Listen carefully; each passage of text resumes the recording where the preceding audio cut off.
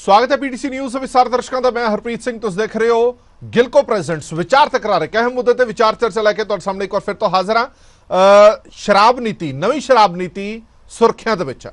पहला सुर्खियां दे विच दिल्ली रही, सुर्खियां तो बाद विवादां दे विच आई ते वापस होगी। विवाद उत्थे दा उत्थे खड़ा। पंजाब दे विच नवी नीति बनाई गई। दावा यह किया गया कि नवी शराब नीति दे नाल वड्डा मालिया, मोटा मालिया कमाया गया, खजाने भरे गए ने। पर सवाल इत्थे भी चुक्या जा रहा, विरोधी धिरां वालों सवाल चुक्या गया। विरोधी धिरां श्रोमणी अकाली दल ते कांग्रेस एक सुरता दे विच कहंदे होए दिखाई दे रहे ने।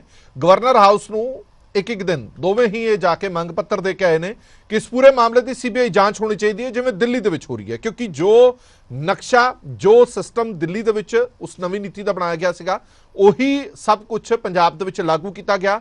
जिन्हां लोकां नूं उत्थे शराब नीति के तहत लाइसेंस दिते गए सीगे, उसे नीति के तहत इत्थे भी लाइसेंस दिते गए ने। इस दे विच करोड़ां रुपया का घोटाला हैगा जिसकी सीबीआई जांच होनी चाहिए।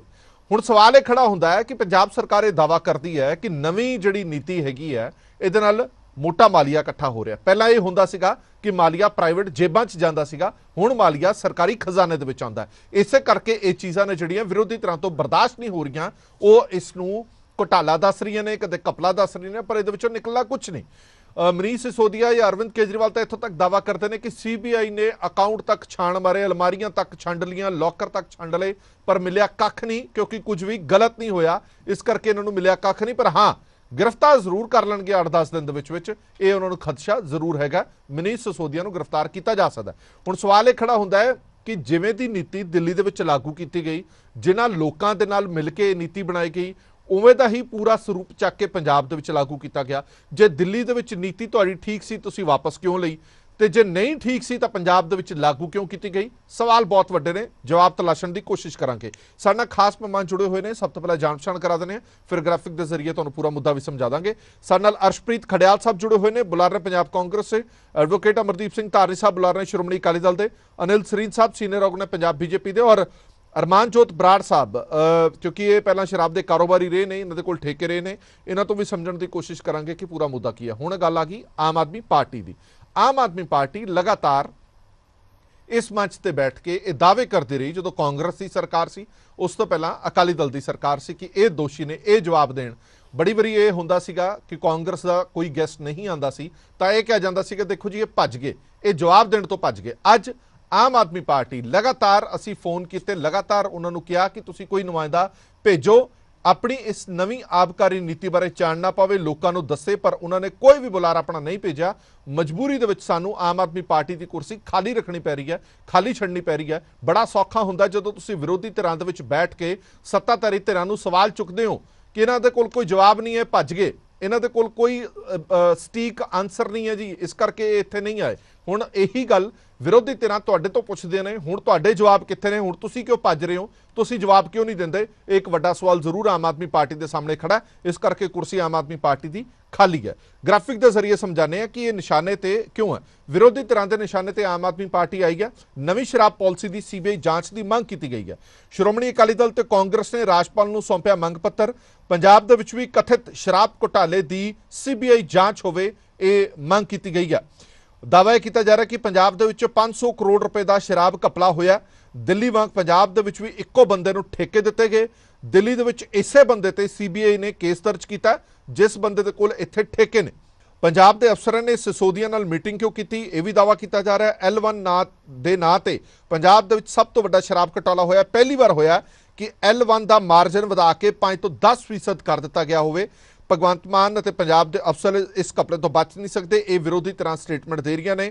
और ये भी प्रताप सिंह बाजवा होरों ने तो इत्थों तक है कि दिल्ली वाली ठग एक्साइज पॉलिसी पंजाब दे विच लागू की गई है।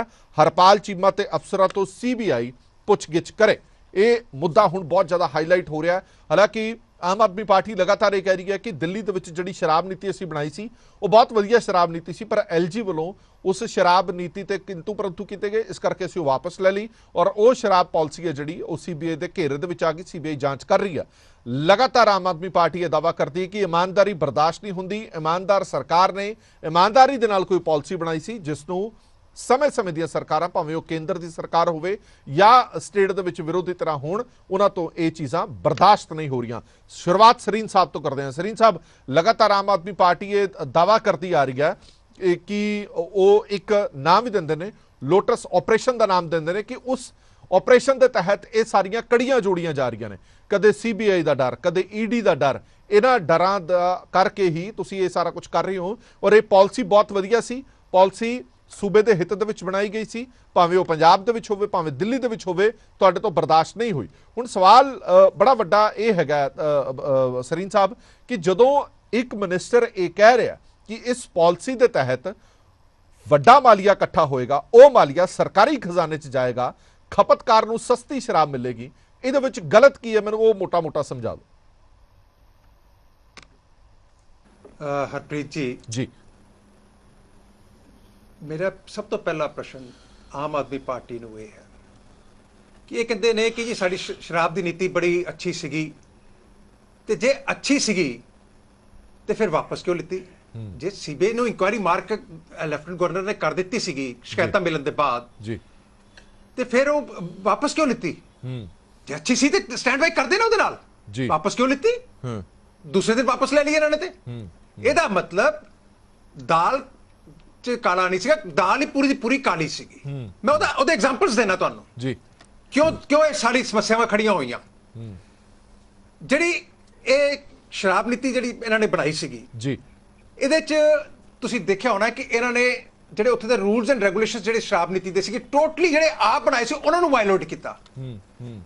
ਮੈਂ ਮੇਰੇ ਸਿੱਧੇ ਸਵਾਲ ਨੇ, ਸ਼ਰਾਬ ਦੀਆਂ ਜਿਹੜੀ ਮੈਨੂਫੈਕਚਰਿੰਗ ਕੰਪਨੀਆਂ ਸੀਗੀਆਂ ਉਹਨਾਂ ਨੂੰ ਰਿਟੇਲ ਠੇਕੇ ਨਹੀਂ ਸੀ ਦੇਣੇ, ਦਿੱਲੀ 'ਚ ਉਹ ਦਿੱਤੇ ਗਏ ਜੀ। ਫਿਰ ਇਹਨਾਂ ਨੇ ਜਿਹੜਾ ਸੀਗਾ ਸਟੈਂਡਰਡ ਜਿਹੜੇ ਹੈਗੇ ਨੇ, ਜਿਹੜਾ ਕਾਰਟਲ ਬਣਾਏਗਾ ਉਹਨੂੰ ਅੱਗੇ ਨਹੀਂ ਸੀ ਦੇਣਾ, ਕਾਰਟਲ ਬਣਾਏ ਗਏ। ਫਿਰ ਖਾਓ ਗਲੀ ਔਰ ਇੰਡੋ ਸਪਿਰਿਟ ਜਿਹੜੀ ਜਿਹੋ ਜਿਹੀ ਕੰਪਨੀਆਂ ਜਿਹੜੀਆਂ ਆਲਰੇਡੀ ਬਲੈਕ ਲਿਸਟਡ ਸੀਗੀਆਂ, ਉਹਨਾਂ ਨੂੰ ਕੰਟਰੈਕਟ ਕਿਉਂ ਦਿੱਤਾ ਗਿਆ ਇਹਦਾ ਸ਼ਰਾਬ ਦਾ? 25 ਅਕਤੂਬਰ 2021 ਨੂੰ ਜੀ ਐਕਸਾਈਜ਼ ਦੇ ਐਨਫੋਰਸਮੈਂਟ ਡਾਇਰੈਕਟੋਰੇਟ ਨੇ ਇਹਨਾਂ ਕੰਪਨੀਆਂ ਨੂੰ ਚਿੱਠੀ ਲਿਖੀ ਕਿ ਤੁਸੀਂ ਬਲੈਕ ਲਿਸਟਡ ਕੰਪਨੀਆਂ ਜੇ, ਕਿਉਂ ਨਾ ਤੁਹਾਡੇ ਕੰਟਰੈਕਟ ਕੈਂਸਲ ਕੀਤੇ ਜਾਣ। ਕਿੰਨੇ ਰੋਕਿਆ ਉਸ ਦੇ ਉੱਤੇ ਅਗਲੀ ਕਾਰਵਾਈ ਤੋਂ? ਇਹ ਸਵਾਲ ਪੈਦਾ ਹੁੰਦਾ। ਫਿਰ ਉਹਦੇ ਬਾਅਦ 144 ਕਰੋੜ ਰੁਪਈਆ ਇਹਨਾਂ ਨੇ ਮਾਫ ਕੀਤਾ ਇਹਨਾਂ ਦਾ ਸ਼ਰਾਬ ਕਾਰੋਬਾਰੀਆਂ ਦਾ ਬਿਨਾਂ ਕੈਬਨਿਟ ਅਪਰੂਵਲ ਦੇ। ਕਿਆ 144 ਕਰੋੜ ਬਿਨਾਂ ਕੈਬਨਿਟ ਦੇ ਵਿੱਚ ਲਿਆਂਦੇ ਇਹ ਪਾਸ ਕੀਤਾ ਜਾ ਸਕਦਾ? ਇਹ ਇੱਕ ਆਪਣੇ ਆਪ ਚ ਪ੍ਰਸ਼ਨ। 144 ਕਰੋੜ ਚੋਂ ਕਿਕਬੈਕ ਕਿੰਨੀਆਂ ਮਿਲੀਆਂ? ਇਹ ਵੀ ਇੱਕ ਪ੍ਰਸ਼ਨ ਕਰੇ ਜਾਂਦਾ। ਔਰ ਸ਼ਰਾਬ ਟੈਂਡਰ ਦੇ ਜਿਹੜੇ ਅਰਨੈਸਟ ਮਨੀ ਸੀਗੀ ਜੀ 30 ਕਰੋੜ ਰੁਪਇਆ ਉਹ ਚੋਂ ਵਾਪਸ ਕੀਤਾ ਗਿਆ। ਇਹ ਵੀ ਘੇਰੇ ਚਾਹੁੰਦਾ ਕਿ ਦੱਸੋ ਕਿਉਂ ਵਾਪਸ ਕੀਤਾ ਗਿਆ 30 ਕਰੋੜ ਰੁਪਇਆ। ਫਿਰ ਦੂਸਰੀ ਜਿਹੜੀ ਉਸ ਤੋਂ ਵੱਡੀ ਗੱਲ ਸੀਗੀ, ਜਿਹੜੇ ਡਿਸਟ੍ਰੀਬਿਊਟਰ ਸਨ ਉਹਨਾਂ ਦਾ ਮਾਰਜਨ ਆਫ ਪ੍ਰੋਫਿਟ 2% ਤੋਂ ਵਧਾ ਕੇ 12% ਕਰ ਦਿੱਤਾ ਗਿਆ ਦਿੱਲੀ 'ਚ। 10% ਸਿੱਧਾ ਵਧਾਤਾ। ਦੱਸੋ, ਜਦ 2% ਦੇ ਉੱਤੇ ਇੰਨੇ ਸਾਲਾਂ ਤੋਂ ਉਹ ਕੰਮ ਕਰ ਰਹੇ ਸੀਗੇ ਤੇ ਫਿਰ 12% ਕਿਸ ਕੰਡੀਸ਼ਨ 'ਚ ਕੀਤਾ ਗਿਆ? 50-50 ਦਾ ਪਾਰਟਨਰਸ਼ਿਪ ਦੇ ਵਿੱਚ ਕੀਤਾ ਗਿਆ। ਕਿਆ 50% ਅਰਵਿੰਦ ਕੇਜਰੀਵਾਲ ਨੂੰ ਵਾਪਸ ਆਇਆ? ਇਸ ਚੀਜ਼ ਦਾ ਸਵਾਲ ਸਾਰੀ ਜਨਤਾ ਪੁੱਛਦੀ ਹੈ। ਫਿਰ ਪੁੱਛਦੇ ਆ ਮਨੀਸ਼ ਸਿਸੋਦੀਆ ਜੀ ਹੈਦਰਾਬਾਦ ਕੀ ਕਰਨ ਗਏ ਸੀਗੇ? ਸਵਾਲ ਦਾ ਜਵਾਬ ਦਿਓ ਸਰੀਨ ਸਾਹਿਬ। ਸਰੀਨ ਸਾਹਿਬ ਇੱਕ ਸਵਾਲ ਦਾ ਨਹੀਂ, ਮੈਂ ਸਾਰੀਆਂ ਗੱਲਾਂ ਤੇ ਆ ਜਾਣਾ। ਉਹ ਵਾਰ-ਵਾਰ ਦਾਅਵਾ ਇਹ ਕਰਦੇ ਨੇ, ਤੁਸੀਂ ਸਾਬਤ ਤਾਂ ਕਰਕੇ ਦਿਖਾਓ। ਸਾਬਤ ਤਾਂ ਕਰੇ ਸੀਬੀਆਈ। ਇਹ ਤੁਸੀਂ ਇੱਥੇ ਬੈਠ ਕੇ ਸਾਬਤ ਕਰੀ ਜਾਂਦੇ ਹੋ, ਪਰ ਸੀਬੀਆਈ ਤਾਂ ਸਾਬਤ ਕਰੇ। ਉਹ ਕਹਿੰਦੇ ਜੀ ਸਾਰੇ ਲੋਕਰ ਚੈੱਕ ਕਰ ਲਏ, ਘਰ ਚੈੱਕ ਕਰ ਲਿਆ, ਕਾਗਜ਼ ਪੱਤਰ ਸਭ ਚੈੱਕ ਕਰ ਲਏ, ਕੱਖ ਨਹੀਂ ਮਿਲਿਆ। ਹਰਪ੍ਰੀਤ ਜੀ, ਮੈਂ ਉਸੇ ਗੱਲ ਦਾ ਜਵਾਬ ਦੇ ਰਿਹਾ। ਮੈਨੂੰ ਇੱਕ ਚੀਜ਼ ਸਿਸੋਦੀਆ ਜਵਾਬ ਦੇਣ, ਇਹ ਹੈਦਰਾਬਾਦ ਜਿਹੜੇ ਬੰਦਿਆਂ ਨੂੰ ਇਹਨਾਂ ਨੇ ਸ਼ਰਾਬ ਦੇ ਠੇਕੇ ਦਿੱਤੇ, ਹੈਦਰਾਬਾਦ ਉਹਨਾਂ ਨਾਲ ਕੀ ਮੀਟਿੰਗ ਕਰਨ ਗਏ ਸਨ? ਫਿਰ ਉਹਦੇ ਬਾਅਦ ਮਨੀਸ਼ ਸਿਸੋਦੀਆ ਜਵਾਬ ਦੇਣ, ਜਿਹੜੇ ਸ਼ਰਾਬ ਦੇ ਵਿਚੋਲੀਏ ਨੇ ਵਿਜੇ ਨਾਇਰ, ਦਿਨੇਸ਼ ਅਰੋੜਾ, ਅਮਿਤ ਅਰੋੜਾ, ਇਹਨਾਂ ਨਾਲ ਮਨੀਸ਼ ਸਿਸੋਦੀਆ ਦੇ ਕੀ ਸੰਬੰਧ ਨੇ? ਕਿਸ ਕਰਕੇ ਉਹਨਾਂ ਨਾਲ ਮੀਟਿੰਗਾਂ ਕੀਤੀਆਂ ਗਈਆਂ? ਜਿਹੜੇ ਇਲੀਗਲ ਪਬਸ ਦਿੱਲੀ ਦੇ ਵਿੱਚ ਚੱਲਦੇ ਨੇ, ਉਹਨਾਂ ਦੀਆਂ ਪਬਸ ਦੇ ਵਿੱਚ ਬੈਠੇ ਦੀਆਂ ਮਨੀਸ਼ ਸਿਸੋਦੀਆ ਦੀਆਂ, ਉਹਨਾਂ ਦੇ ਇਲੀਗਲ ਪਬ ਜਿਹੜੇ ਚਲਾਉਂਦੇ ਨੇ, ਉਹਨਾਂ ਨਾਲ ਫੋਟੋਆਂ ਸਾਹਮਣੇ ਆ ਰਹੀਆਂ ਨੇ। ਕਿਉਂ ਉਹਨਾਂ ਨਾਲ ਬੈਠੇ ਸੀ? ਕਿਸ ਗੱਲ ਦੀ ਮੀਟਿੰਗ ਕਰ ਰਹੇ ਸਨ ਉਹਨਾਂ ਨਾਲ? ਇਹ ਸਾਰੇ ਪ੍ਰਸ਼ਨ ਜਿਹੜੇ ਹੈਗੇ ਨੇ ਇਹ ਦਿੱਲੀ ਦੀ ਐਕਸਾਈਜ਼ ਪਾਲਿਸੀ ਨੂੰ ਲੈ ਕੇ ਖੜੇ ਹੋਏ ਨੇ। ਔਰ ਜੇ ਕਹਿੰਦੇ ਨੇ ਕਿ ਸਾਡੀ ਐਕਸਾਈਜ਼ ਪਾਲਿਸੀ ਬਿਲਕੁਲ ਠੀਕ ਹੈ, ਤਾਂ ਫਿਰ ਮੇਰਾ ਫਿਰ ਪ੍ਰਸ਼ਨ ਇਹੀ ਹੈ ਕਿ ਜੇ ਲੈਫਟੀਨੈਂਟ ਗਵਰਨਰ ਨੇ ਜੇ ਸੀਬੀਆਈ ਨੂੰ ਇਨਕੁਆਇਰੀ ਮਾਰਕ ਕੀਤੀ ਸੀਗੀ ਤੇ ਸਟੈਂਡ ਬਾਈ ਕਰਦੇ ਨਾ ਕਿ ਸਾਡੀ ਪਾਲਿਸੀ ਬਿਲਕੁਲ ਠੀਕ ਹੈ, ਉਸੇ ਵਾਪਸ ਲੈ ਲਈ। ਇਹਦਾ ਮਤਲਬ ਸਰੀਨ ਸਾਹਿਬ ਹੁਣ ਮੇਰੀ ਗੱਲ ਦਾ ਜਵਾਬ ਵੀ ਦੇ ਦਿਓ ਨਾ, ਮੇਰੀ ਗੱਲ ਦਾ ਜਵਾਬ ਦੇ ਦਿਓ। ਸਾਰਾ ਮੁਲਕ ਉਡੀਕ ਰਿਹਾ, ਸਾਰਾ ਮੁਲਕ ਉਡੀਕ ਰਿਹਾ ਕਿ ਸੀਬੀਆਈ ਦੇ ਹੱਥ ਕੀ ਲੱਗਿਆ। ਵਾਰ-ਵਾਰ ਉਹ ਮਜ਼ਾਕ ਬਣਾਉਂਦੇ ਨੇ ਕਿ ਸੀਬੀਆਈ ਦੇ ਹੱਥ ਕੱਖ ਨਹੀਂ ਲੱਗਿਆ, ਚਵਾਨੀ ਨਹੀਂ ਲੱਭੀ। ਇਹ ਕਹਿੰਦੇ ਨੇ ਕਿ ਚਵਾਨੀ ਨਹੀਂ ਲੱਭੀ ਸੀਬੀਆਈ ਨੂੰ। ਥੋੜੀ ਦੇਰ ਵੇਟ ਕਰੋ, ਜੇ ਤੇ ਸੀਬੀਆਈ ਨਾਲ ਹੀ ਕੋਈ ਐਕਸ਼ਨ ਕਰ ਦੇਵੇ ਤੇ ਫਿਰ ਇਹ ਕਹਿੰਦੇ ਜੀ ਕਿ ਸੀਬੀਆਈ ਨੇ ਬਿਨਾਂ ਸਬੂਤਾਂ ਦੇ ਸਾਨੂੰ ਜਿਹੜਾ ਐਕਸ਼ਨ ਕਰ ਲਿਆ। ਇਹ ਤਾਂ ਹੁਣੇ ਰੌਲਾ ਪਾ ਰਹੇ ਉਹ ਸਿਸੋਦੀਆ ਨੂੰ ਅੱਜ 2 ਦਿਨ ਬਾਅਦ ਚੱਕ ਲੈਣਾ, 3 ਦਿਨ ਬਾਅਦ ਚੱਕ ਲੈਣਾ, 4 ਦਿਨ ਬਾਅਦ ਚੱਕ ਲੈਣਾ। ਪੂਰੇ ਐਵੀਡੈਂਸ ਦੇ ਨਾਲ ਕਾਰਵਾਈ ਹੋਏਗੀ, ਨਿਆਂ ਹੋਏਗਾ। ਔਰ ਇਹ ਭ੍ਰਿਸ਼ਟਾਚਾਰੀ ਜਿਹੜੀ ਆਮ ਆਦਮੀ ਪਾਰਟੀ ਹੈ, ਆਪਣੇ ਆਪ ਨੂੰ ਕੱਟੜ ਈਮਾਨਦਾਰ ਕਹਿਣ ਵਾਲੀ ਪਾਰਟੀ, ਮੈਂ ਕਹਿੰਦਾ ਦੁਨੀਆ ਦੀ ਸਭ ਤੋਂ ਭ੍ਰਿਸ਼ਟਮ ਸਰਕਾਰ ਹਿੰਦੁਸਤਾਨ ਚ ਹੈਗੀ ਹੈ ਤੇ ਉਹ ਅਰਵਿੰਦ ਕੇਜਰੀਵਾਲ ਦੀ ਹੈ। ਔਰ ਸਭ ਤੋਂ ਭ੍ਰਿਸ਼ਟਮ ਜੋ ਵਿਅਕਤੀ ਹੈਗਾ ਉਹ ਅਰਵਿੰਦ ਕੇਜਰੀਵਾਲ ਹੈ, ਜਿਹੜਾ ਸਿਸਟਮਾਈਜ਼ ਤਰੀਕੇ ਦੇ ਨਾਲ ਭ੍ਰਿਸ਼ਟਾਚਾਰ ਕਰਦਾ ਹੈ ਤਾਂ ਕਿ ਐਪਰੈਂਟਲੀ ਨਹੀਂ ਦਿਖੇਗਾ। ਤੁਹਾਨੂੰ ਮੈਨੂੰ ਇੱਕ ਦੱਸੋ 2% ਤੋਂ 12% ਕਰਨ ਦਾ ਕੀ ਤੁਕ ਸੀਗਾ? ਸਿੱਧਾ ਸਿੰਪਲ ਕੁਐਸਚਨ ਹੈ sir. Why distributors margin of profit increase from 2% to 12%? 10% increase ਦਾ ਕੀ ਕਾਰਨ ਸੀਗਾ? ਚਲੋ ਮੈਂ ਇੱਕ ਮਿੰਟ ਆਣਾ ਵਾਪਸ ਆਣਾ ਮੈਂ ਤੁਹਾਡੇ ਕੋਲ। ਕਿਸੇ ਨੇ ਡਿਮਾਂਡ ਨਹੀਂ ਕੀਤੀ। ਇੱਕ ਸਵਾਲ ਦਾ ਜਵਾਬ ਮੈਂ ਵਾਪਸ ਆਣਾ ਸਿੰਘ ਸਾਹਿਬ ਆਣਾ ਮੈਂ ਇੱਕ ਮਿੰਟ ਆਇਆ ਨਾ। ਮੈਂ ਸਾਰੇ ਗੈਸਟਾਂ ਤੋਂ ਇੱਕ ਰਿਐਕਸ਼ਨ ਲੈਣ ਦੋ। ਖੜਿਆਲ ਸਾਹਿਬ ਤੋਂ ਇੱਕ ਮਿੰਟ ਲੈ ਲੈਣਾ ਤਾਂ ਫਿਰ ਮੈਂ ਧਾਰਨੀ ਸਾਹਿਬ ਕੋਲ ਵੀ ਆਣਾ। ਖੜਿਆਲ ਸਾਹਿਬ ਮੈਂ ਇੱਕ ਸਵਾਲ ਦਾ ਜਵਾਬ ਤੁਹਾਡੇ ਤੋਂ ਪੁੱਛਣਾ ਚਾਹਨਾ। ਅੱਜ ਪੂਰੇ ਮੁਲਕ ਦੇ ਵਿੱਚ ਕਾਂਗਰਸ ਇਹ ਬਿਆਨ ਕਰਦੀ ਹੈ, ਕਾਂਗਰਸ ਲਗਾਤਾਰ ਇਹ ਕਹਿੰਦੀ ਹੈ ਸੀਬੀਆਈ ਈਡੀ ਇਹ ਸਾਰੀਆਂ ਕਠਪੁਤਲੀਆਂ ਨੇ ਜਿਸ ਦੇ ਤਹਿਤ ਕਾਂਗਰਸ ਨੂੰ ਖਤਮ ਕੀਤਾ ਜਾ ਰਿਹਾ, ਵਿਰੋਧੀ ਧਿਰਾਂ ਨੂੰ ਖਤਮ ਕੀਤਾ ਜਾ ਰਿਹਾ ਔਰ ਇੱਕ ਸਿਸਟਮ ਦੇ ਵਿੱਚ ਰਹਿ ਕੇ ਇਹ ਛੜਯੰਤਰ ਰਚੇ ਜਾ ਰਹੇ ਨੇ। ਅੱਜ ਫਿਰ ਤੁਸੀਂ ਕਿਸ ਮੂੰਹ ਦੇ ਨਾਲ ਸੀਬੀਆਈ ਜਾਂਚ ਕਰਦੇ ਹੋ, ਸੀਬੀਆਈ ਜਾਂਚ ਦੀ ਮੰਗ ਕਰਦੇ ਹੋ? ਤੁਹਾਡਾ ਵਿਸ਼ਵਾਸ ਸੀਬੀਆਈ ਤੇ ਹੈ ਨਹੀਂ ਤੇ ਤੁਸੀਂ ਗਵਰਨਰ ਨੂੰ ਮੰਗ ਪੱਤਰ ਦੇ ਰਹੇ ਹੋ ਕਿ ਸੀਬੀਆਈ ਦੀ ਜਾਂਚ ਪੰਜਾਬ ਦੇ ਵਿੱਚ ਵੀ ਕਰਾਈ ਜਾਵੇ।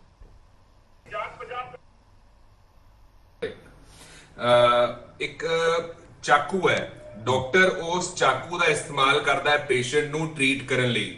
ਇੱਕ ਕਾਤਲ ਉਸ ਚਾਕੂ ਦਾ ਇਸਤੇਮਾਲ ਕਰਦਾ ਹੈ ਕਤਲ ਕਰਨ ਲਈ। ਇਹ ਗੱਲ ਸੀਬੀਆਈ ਈਡੀ ਤੇ ਆਈਟੀ ਦੀ ਨਹੀਂ ਹੈ, ਇਹ ਗੱਲ ਉਹਨਾਂ ਦੇ ਦੁਰਉਪਯੋਗ ਦੀ ਹੈ ਜੋ ਸਰਕਾਰ ਕਰਨ ਦੀ ਕੋਸ਼ਿਸ਼ ਕਰ ਰਹੀ ਹੈ। ਔਰ ਨੰਬਰ 1 ਈਡੀ ਦਾ ਕਨਵਿਕਸ਼ਨ ਰੇਟ ਕੀ ਹੈ? 0.5% ਤੋਂ ਥੱਲੇ। ਸਿਮਿਲਰਲੀ ਦੂਜੇ ਏਜੰਸੀਜ਼ ਦਾ ਕਨਵਿਕਸ਼ਨ ਰੇਟ ਬਹੁਤ ਘੱਟ ਹੈ। ਦੂਜੀ ਗੱਲ, ਬੀਜੇਪੀ ਦੇ ਇੱਕ ਵੀ ਲੀਡਰ ਦੇ ਖਿਲਾਫ ਨਾ ਈਡੀ ਦਾ ਕੋਈ ਕੇਸ ਹੈ ਨਾ ਆਈਟੀ ਦਾ ਕੋਈ ਕੇਸ ਹੈ, ਪਰ ਹਰ ਇੱਕ ਆਪੋਜੀਸ਼ਨ ਪਾਰਟੀ ਦੇ ਲੀਡਰਸ ਦੇ ਖਿਲਾਫ ਹੈ ਆਲਮੋਸਟ। ਮਤਲਬ ਤੁਹਾਨੂੰ ਕਿਵੇਂ ਭਰੋਸਾ ਹੈ ਫਿਰ ਸੀਬੀਆਈ ਦੀ ਤੁਸੀਂ ਜਾਂਚ ਦੀ ਮੰਗ ਕੀਤੀ ਹੈ ਕਿ ਉਹ ਜਾਂਚ ਬੜੀ ਹੈ ਪਾਰਦਰਸ਼ੀ ਤਰੀਕੇ ਨਾਲ ਹੋਏਗੀ? ਨੰਬਰ 1 ਜੇ ਉਹ ਕਨਵਿਕਸ਼ਨ ਰੇਟ 0.5% ਹੈ ਉਹਦਾ ਮਤਲਬ ਇਹ ਹੈ ਕਿ ਜੋ 90 ਕੇਸ ਗਲਤ ਫਾਲਸਲੀ ਇੰਪਲੀਕੇਟ ਕਰ ਰਹੇ ਹੈ ਜਾਂ ਵਟਐਵਰ ਇਜ਼ ਹੈਪਨਿੰਗ ਉਹਦੇ ਵਿੱਚੋਂ 100 ਚੋਂ 10 ਕੇਸ ਉਹ ਠੀਕ ਵੀ ਕਰ ਰਹੇ ਹੈ। ਸੋ ਦੇਅਰਫੋਰ ਹਰੇਕ ਕੇਸ ਨੂੰ ਤੁਸੀਂ ਨਹੀਂ ਕਹਿ ਸਕਦੇ that it is tainted। ਤੇ ਨਾਲੇ ਜੇ ਸੀਬੀਆਈ ਦਾ ਦਰਵਾਜ਼ਾ ਨਹੀਂ ਖਟਖਟਾਵਾਂਗੇ ਸਾਹਿਬ, ਸਾਡੀ ਸਰਕਾਰ ਤਾਂ ਹੈ ਨਹੀਂ ਨਾ ਅਸੀਂ ਜੁਡੀਸ਼ਰੀ ਹੈ, ਸਾਨੂੰ ਕੋਸ਼ਿਸ਼ ਤਾਂ ਕਰਨੀ ਪਊਗੀ ਵੀ ਲੋਕਾਂ ਦਾ ਭਲਾ ਹੋ ਸਕੇ ਤੇ ਜਿਹੜਾ ਕੋਈ ਸਕੈਮ ਕਰਪਸ਼ਨ ਕਰਨ ਦੀ ਕੋਸ਼ਿਸ਼ ਕਰੇ ਐਕਸਪੋਜ਼ ਹੋਵੇ। ਦੂਜੀ ਗੱਲ ਜਿਹੜੀ ਐਕਸਾਈਜ਼ ਪਾਲਿਸੀ ਹੈ ਤੁਸੀਂ ਕਹਿ ਸਕਦੇ ਹੋ ਕਿ ਸਿਟਿੰਗ ਜੱਜ ਦੀ ਅਗਵਾਈ ਦੇ ਵਿੱਚ ਜਾਂਚ ਕਰਾਈ ਜਾਵੇ। Why CBI? ਮੈਂ ਸਮਝਣਾ ਚਾਹਨਾ ਨਾ, ਅੱਜ ਇਹ ਸਮਝਣਾ ਚਾਹਨਾ ਕਿ ਕਾਂਗਰਸ ਦਾ ਡਬਲ ਸਟੈਂਡਰਡ ਕਿਉਂ ਹੈ ਜਨਾਬ? ਇੱਕ ਪਾਸੇ ਤੁਸੀਂ ਸੀਬੀਆਈ ਨੂੰ ਕਹਿੰਦੇ ਹੋ ਕਿ ਕਠਪੁਤਲੀ ਹੈ, ਦੂਜੇ ਪਾਸੇ ਪੰਜਾਬ ਦੇ ਵਿੱਚ ਤੁਸੀਂ ਮੰਗ ਕਰਦੇ ਹੋ ਕਿ ਸੀਬੀਆਈ ਦੀ ਜਾਂਚ ਹੋਣੀ ਚਾਹੀਦੀ ਹੈ।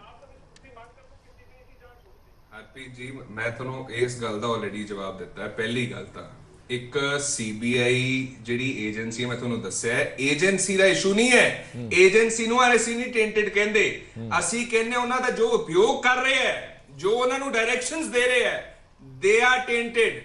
ਸੋ ਦੇਅਰਫੋਰ ਇਹਦੇ ਵਿੱਚ ਬਹੁਤ ਵੱਡਾ ਡਿਫਰੈਂਸ ਹੈ। ਸੀਬੀਆਈ ਦਾ ਕੋਈ ਕਸੂਰ ਨਹੀਂ ਹੈ, ਸੀਬੀਆਈ 'ਚ ਵੀ ਬੰਦੇ ਹੈ ਅੱਛੇ ਓਨੈਸਟ ਆਫੀਸਰਸ ਹੈਗੇ, ਪਰ ਜਦੋਂ ਉਹਨਾਂ ਨੂੰ ਡਾਇਰੈਕਸ਼ਨ ਆਉਂਦੀ ਹੈ ਉਹਨਾਂ ਨੇ ਤਾਂ ਕਰਨਾ ਹੀ ਹੈ ਤੇ ਤਾਂ ਕਰਕੇ ਕਨਵਿਕਸ਼ਨ ਰੇਟ ਬਹੁਤ ਥੋੜਾ ਹੈ। ਇਹ ਬਹੁਤ ਵੱਡਾ ਫੈਕਟ ਹੈ। ਦੂਜੀ ਗੱਲ ਜਿਹੜੀ ਗੱਲ ਤੁਸੀਂ ਕਰ ਰਹੇ ਹੋ ਐਕਸਾਈਜ਼ ਪਾਲਿਸੀ ਦੀ, ਪਹਿਲਾ ਤਾਂ ਇੱਥੇ 3 ਇਸ਼ੂਜ਼ ਹੈ। ਕੁਇਡ ਪ੍ਰੋ ਕੋ, ਤੂੰ ਮੇਰਾ ਫਾਇਦਾ ਕਰ ਮੈਂ ਤੇਰਾ ਫਾਇਦਾ ਕਰੂੰਗਾ। ਦੂਜਾ ਦਿੱਲੀ ਦਾ ਇਨਫਲੂਐਂਸ ਪੰਜਾਬ ਦੇ ਉੱਤੇ, ਤੇ ਤੀਜਾ ਕਰਪਸ਼ਨ ਜੋ ਹੋਈ ਹੈ, ਤੇ ਚੌਥਾ ਹੈਗਾ ਡਬਲ ਸਟੈਂਡਰਡ ਦਾ। ਵਿਜੇ ਸਿੰਗਲਾ ਨੇ ਪੰਜਾਬ ਦੇ ਵਿੱਚ ਕਰਪਸ਼ਨ ਕੀਤੀ, ਵਿਜੇ ਸਿੰਗਲਾ ਨੂੰ ਮੰਤਰੀ ਪਦ ਤੋਂ ਉਤਾਰਤਾ।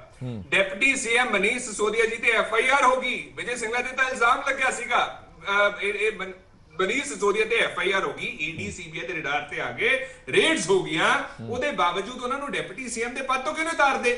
ਇਹ ਕਹਿੰਦੇ ਸਾਨੂੰ ਕੋਈ ਡਰ ਨਹੀਂ ਹੈਗਾ ਤਾਂ ਸੋ ਕੇਸ ਹੋਣ ਦੋ, ਜੇ ਬਾਇਜ਼ਤ ਬਰੀ ਹੋਗੀ ਤਾਂ ਲਾ ਦਿਓ ਡਿਪਟੀ ਸੀਐਮ, ਨਹੀਂ ਹੋਏ ਤਾਂ ਉਹਨਾਂ ਨੂੰ ਉਤਾਰ ਕੇ ਰੱਖੋ। ਸੋ ਤੀਜੀ ਗੱਲ, ਆਮ ਆਦਮੀ ਪਾਰਟੀ ਨੇ ਇਹ ਵੀ ਦੱਸੇ ਕਿ ਇਹ ਪਹਿਲਾ ਪਾਲਿਸੀ ਜੇ ਗਲਤ ਨਹੀਂ ਹੈ ਉਹਨੂੰ ਵਿਡਰਾ ਕਿਉਂ ਕੀਤਾ, ਤੇ ਜੇ ਵਿਡਰਾ ਕਰ ਲਈ ਤੇ ਉਹ ਤੋਂ ਬਾਅਦ ਪੰਜਾਬ ਦੇ ਵਿੱਚ ਫਿਰ ਲਾਗੂ ਕਿਉਂ ਕੀਤਾ? ਕਿਉਂਕਿ ਕੁਐਸਚਨ ਇਜ਼ ਕਿ ਜਿਹੜੀ ਪਾਲਿਸੀ ਹੈ ਪਾਲਿਸੀ ਮੇਕਰਸ ਹੈ ਤੇ ਮੋਡਸ ਆਪਰੈਂਡੀ ਹੈ ਉਹ ਦਿੱਲੀ ਦੇ ਵਿੱਚ ਤੇ ਪੰਜਾਬ ਦੇ ਵਿੱਚ ਸੇਮ ਹੈ।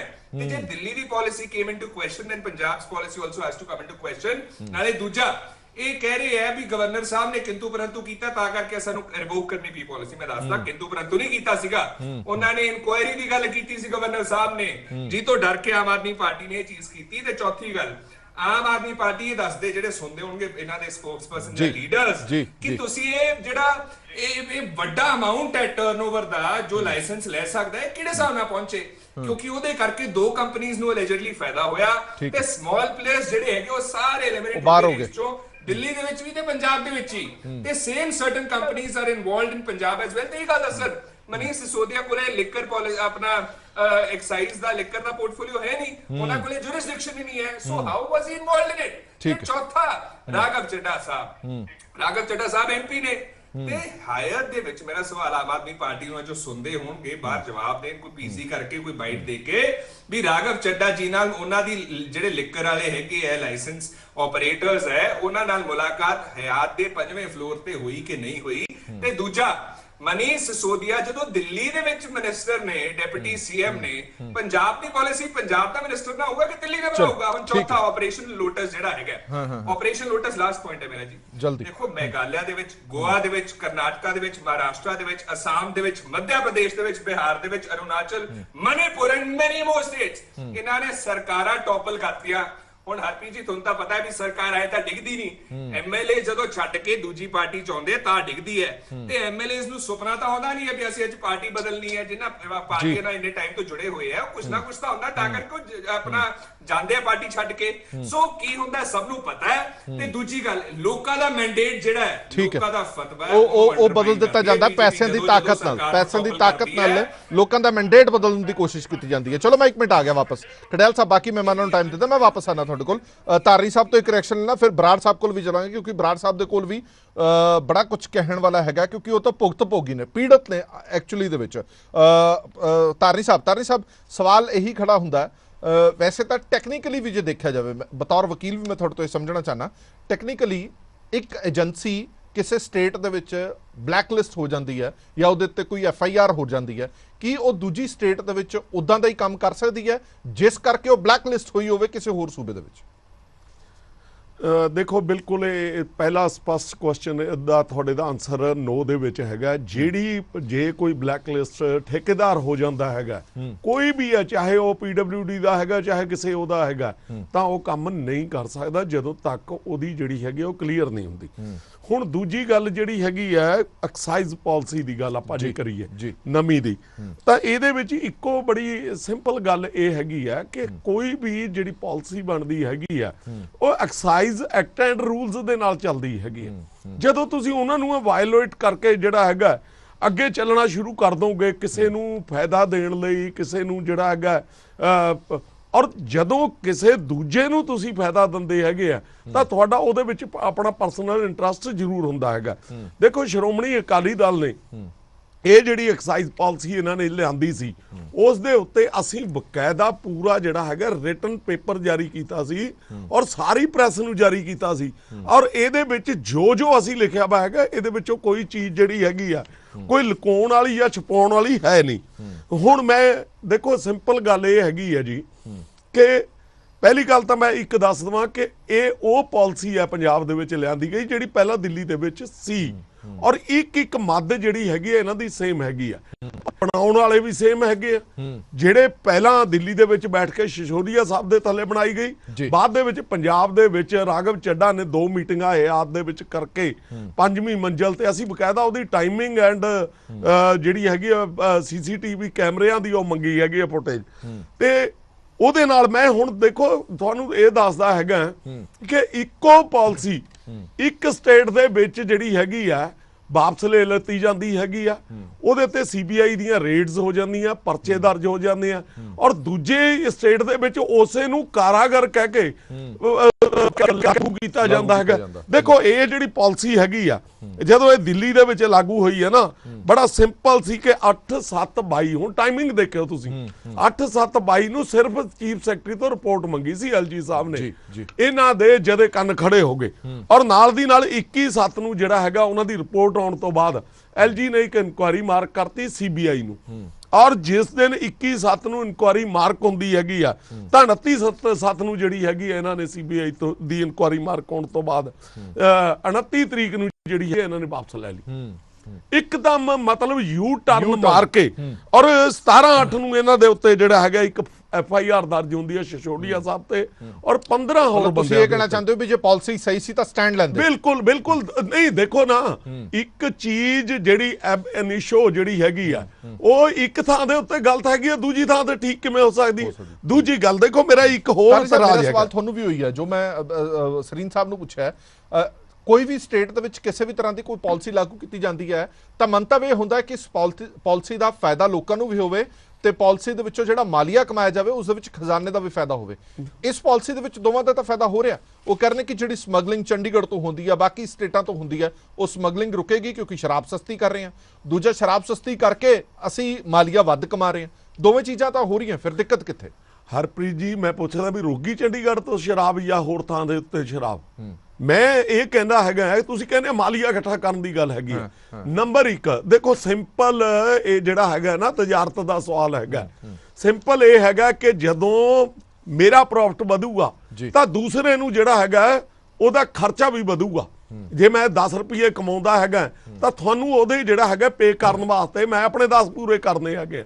ਤੁਸੀਂ ਸ਼ੁਰੂ ਦੇ ਵਿੱਚ 5% ਤੋਂ ਇਨਕਰੀਜ਼ ਕਰਕੇ ਇੱਕ, ਮੈਂ ਹੁਣ ਇਹਨੂੰ ਜੋੜਦਾ ਜੀ ਕਿ ਜਦੋਂ ਸ਼੍ਰੋਮਣੀ ਅਕਾਲੀ ਦਲ ਨੇ ਪੰਜਾਬ ਦੇ ਵਿੱਚ ਇਲੈਕਟ੍ਰਿਸਿਟੀ ਪੂਰੀ ਕਰਨ ਵਾਸਤੇ ਬਾਹਰ ਤੋਂ ਪ੍ਰਾਈਵੇਟ ਪਲੇਅਰ ਲਿਆ ਕੇ ਉਹਨਾਂ ਦੇ ਨਾਲ ਗੱਲ ਕਰਕੇ ਕਿ ਦੇਖੋ ਪੰਜਾਬ ਨੂੰ ਲੋੜ ਹੈ, ਪੰਜਾਬ ਦੇ ਵਿੱਚ ਕੋਈ ਨੈਚੁਰਲ ਰਿਸੋਰਸਿਸ ਨਹੀਂ, ਜੇ ਰਿਸੋਰਸਿਸ ਨੂੰ ਚਲਾਉਣਾ ਤਾਂ ਸਾਨੂੰ ਇਲੈਕਟ੍ਰਿਸਿਟੀ ਦੀ ਲੋੜ ਹੈ। ਔਰ ਸਰਦਾਰ ਸੁਖਬੀਰ ਸਿੰਘ ਬਾਦਲ ਨੇ 14,500 ਮੈਗਾਵਾਟ ਜਿਹੜੀ ਹੈਗੀ ਬਿਜਲੀ ਦੀ ਪ੍ਰੋਡਕਸ਼ਨ ਕਰਤੀ। ਉਸ ਟਾਈਮ ਤੇ ਕਹਿੰਦੇ ਸੀ ਕਿ ਉਹਨਾਂ ਦੀ ਨੈਟ ਜਿਹੜੀ ਹੈਗੀ ਇਨਕਮ ਬਣਾ ਰਹੇ ਹੈਗੇ। ਅੱਜ ਉਹਨਾਂ ਦਾ ਪ੍ਰੋਫਿਟ ਜਿਹੜਾ ਹੈਗਾ 5 ਤੋਂ ਵਧਾ ਕੇ 10 ਕਰ ਰਹੇ ਆ। ਔਰ 10 ਕਰ ਕਿਹਨੂੰ ਕਰ ਰਹੇ? ਦਿੱਲੀ ਦੇ ਵਿੱਚ 2 ਤੋਂ 12 ਹੋਇਆ, ਇੱਥੇ 5 ਤੋਂ 10 ਹੋ। ਮੈਂ ਦੱਸਦਾ ਕਿ ਕਿਹਦਾ ਵਧਾ ਰਹੇ ਹੈਗੇ ਆ। ਦੋਹੇ ਬੰਦੇ ਦਿੱਲੀ ਦੇ ਹੈਗੇ ਆ, ਦੋਹੇ ਬੰਦੇ ਦਿੱਲੀ ਨੂੰ ਪੈਸਾ ਲੈ ਕੇ ਜਾ ਰਹੇ ਹੈਗੇ ਆ। ਔਰ ਉਹਦੇ ਵਿੱਚ ਜਿਹੜੇ ਪੰਜਾਬ ਦੇ ਪਲੇਅਰ ਸੀ, ਜਿਹੜੇ ਵਿਚਾਰੇ ਛੋਟੇ ਛੋਟੇ ਟੇਕੇ 4-4 10-10 ਬੰਦੇ ਰਲ ਕੇ ਲੈਂਦੇ ਬੈਠੇ ਨੇ, ਆਪਣੇ 10-10 ਬੰਦੇ ਰਲ ਕੇ ਲੈਂਦੇ ਸੀ, ਇਹਨਾਂ ਨੇ ਉਹਦਾ ਜਿਹੜਾ ਹੈਗਾ ਕਾਰੋਬਾਰ ਖਤਮ ਕਰਤੀ ਜੀ। ਡਾਕਟਰ ਸਾਹਿਬ, ਸਵਾਲ ਮੈਂ ਤੁਹਾਨੂੰ ਵੀ ਉਹੀ ਪੁੱਛਾਂਗਾ, ਸ਼ੁਰੂਆਤ ਮੈਂ ਤੁਹਾਡੇ ਤੋਂ ਉਸੇ ਸਵਾਲ ਦੀ ਕਰਾਂਗਾ, ਕਿਉਂਕਿ ਸਟੇਟ ਦਾਵਾ ਕਰ ਰਹੀ ਹੈ, ਸਟੇਟ ਗਵਰਨਮੈਂਟ ਇਹ ਦਾਵਾ ਕਰ ਰਹੀ ਹੈ ਕਿ ਅਸੀਂ ਜਿਹੜੀ ਪਾਲਿਸੀ ਬਣਾਈ ਹੈ ਉਸ ਪਾਲਿਸੀ ਦੇ ਵਿੱਚ ਅਸੀਂ ਖਪਤਕਾਰ ਦਾ ਵੀ ਫਾਇਦਾ ਦੇਖਿਆ, ਅਸੀਂ ਸਰਕਾਰ ਦਾ ਵੀ ਫਾਇਦਾ ਦੇਖਿਆ। ਨੁਕਸਾਨ ਹੋ ਰਿਹਾ ਤਾਂ ਇੱਕ ਧੜੇ ਨੂੰ ਹੋ ਰਿਹਾ ਜਿਹੜੇ ਸ਼ਰਾਬ ਦੇ ਛੋਟੇ ਕਾਰੋਬਾਰੀ ਸੀਗੇ। ਉਹ ਕਹਿੰਦੇ ਨੁਕਸਾਨ ਉਹਨਾਂ ਦਾ ਵੀ ਨਹੀਂ ਹੈ, ਉਹ ਲਾਇਸੈਂਸ ਜਿਹੜਾ ਅਸੀਂ ਵੱਡੀਆਂ ਕੰਪਨੀਆਂ ਨੂੰ ਦਿੱਤਾ ਉੱਥੋਂ ਲੈ ਕੇ ਆਪਣੇ ਠੇਕੇ ਖੋਲ ਸਕਦੇ ਨੇ। ਥੋੜਾ ਚਾਨਣਾ ਪਾਓਗੇ ਤੁਹਾਨੂੰ ਨੁਕਸਾਨ ਕਿਵੇਂ ਹੈ? ਹਰਪ੍ਰੀਤ ਜੀ, ਮੈਂ ਤੁਹਾਨੂੰ 10 ਪੁਆਇੰਟ ਰੱਖੂੰਗਾ ਜੀ, ਤੇ 10 ਪੁਆਇੰਟਾਂ 'ਚ ਤੁਹਾਡੇ ਅੱਗੇ ਦੁੱਧ ਦਾ ਦੁੱਧ ਤੇ ਪਾਣੀ ਦਾ ਪਾਣੀ ਹੋ ਜਾਏਗਾ। ਪੁਆਇੰਟ ਨੰਬਰ 1 ਜੀ, ਜਿਹੜੇ ਅਸੀਂ ਛੋਟੇ ਕਾਰੋਬਾਰੀ ਪਹਿਲਾਂ L1 ਤੋਂ ਸਮਾਨ ਲੈਂਦੇ ਸੀ, ਸਾਨੂੰ ਸਾਰਾ ਸਾਲ ਦਾਰੂ ਚੱਕਣ ਦਾ L1 ਰਿਬੇਟ ਦਿੰਦਾ ਸੀ, ਤੁਸੀਂ ਡਿਸਕਾਊਂਟ ਕਹਿ ਸਕਦੇ ਹੋ। ਉਹ ਜੇ ਪਹਿਲਾਂ 6 ਕਰੋੜ ਦਾ ਮੇਰਾ ਸਰਕਲ ਸੀ, 30 ਤੋਂ 35 ਲੱਖ ਦਾ ਰਿਬੇਟ ਮੇਰਾ ਬਣ ਜਾਂਦਾ ਸੀ। ਪਰ ਹੁਣ ਅਨੰਤ ਵਾਈਨ ਤੇ ਬ੍ਰਿੰਡਕੋ ਨੇ ਰਿਬੇਟ ਦੇਣ ਤੋਂ ਮਨਾ ਕਰਤਾ। ਪਹਿਲਾਂ ਤਾਂ ਇਹੀ ਨੁਕਸਾਨ ਹੈ ਛੋਟੇ ਕਾਰੋਬਾਰੀਆਂ ਦਾ। ਦੂਜਾ, ਇੰਪੋਰਟਡ ਸਕੌਚ ਹੁੰਦੀਆਂ ਨੇ ਜੀ, ਜੋ ਅਸੀਂ ਕਾਊਂਟਰ ਤੇ ਵੇਚਦੇ ਆ, ਮਹਿੰਗੀਆਂ ਸ਼ਰਾਬਾਂ ਹੁੰਦੀਆਂ ਨੇ, ਤੇ ਇਹਨਾਂ ਨੂੰ ਬਾਇਓ ਬ੍ਰਾਂਡਸ ਵੀ ਆਖਿਆ ਜਾਂਦਾ ਹੈ ਐਕਸਾਈਜ਼ ਦੀ ਟਰਮੀਨੋਲੋਜੀ ਦੇ ਵਿੱਚ। 1 ਜੁਲਾਈ ਤੋਂ ਪਾਲਿਸੀ ਇਨਫੋਰਸ ਆਈ ਹੈ ਤੇ ਅੱਜ ਪੂਰੇ 2 ਮਹੀਨੇ ਹੋ ਗਏ, ਹਜੇ ਤੱਕ ਬਾਇਓ ਬ੍ਰਾਂਡਸ ਸਾਨੂੰ ਅਵੇਲੇਬਲ ਹੀ ਨਹੀਂ ਹੋਏ। ਸਾਨੂੰ ਪਾਲਿਸੀ ਦੇ ਤਹਿਤ ਬਾਇਓ ਬ੍ਰਾਂਡਸ ਦੇ ਨਹੀਂ ਸਕੇ। ਕਿਸ਼ਤ ਸਾਨੂੰ 2 ਮਹੀਨਿਆਂ ਤੋਂ ਲੈ ਰਹੇ ਨੇ ਰੈਗੂਲਰ, ਜਾਂ ਤਾਂ ਸਾਨੂੰ 2 ਮਹੀਨਿਆਂ ਦਾ ਕੋਈ ਮੁਆਵਜ਼ਾ ਦੇਣ ਜਾਂ ਸਾਡਾ ਮਾਲ ਪੂਰਾ ਕਰਕੇ ਦੇਣ। ਅਸੀਂ ਇਹਨਾਂ ਨੂੰ ਬਿਨਾਂ ਮਾਲ ਲਏ ਤੋਂ ਕਿਸ਼ਤਾਂ ਭਰੀ ਜਾਂਦੇ ਆ। ਤੀਜਾ ਪੁਆਇੰਟ, ਪੰਜਾਬ ਦੀ ਜਿਹੜੀ ਦਾਰੂ ਹੈ ਅੱਜ ਬਾਹਰਲੀਆਂ ਸਟੇਟਾਂ ਦੇ ਵਿੱਚ ਬਲੈਕ ਹੋ ਰਹੀ ਹੈ ਸਸਤੀ ਹੋਣ ਕਰਕੇ। ਕਾਫੀ ਸਟੇਟਾਂ ਡਿਸਟਰਬ ਹੋਈਆਂ। ਇਹਦਾ ਇੰਪੈਕਟ ਛੋਟੇ ਕਾਰੋਬਾਰੀ ਤੇ ਕੀ ਪਿਆ ਵੀ ਸਾਨੂੰ ਪੂਰਾ ਮਾਲ ਤਾਂ ਮਿਲਦਾ ਨਹੀਂ ਠੇਕਿਆਂ ਦੇ ਵੇਚਣ ਨੂੰ।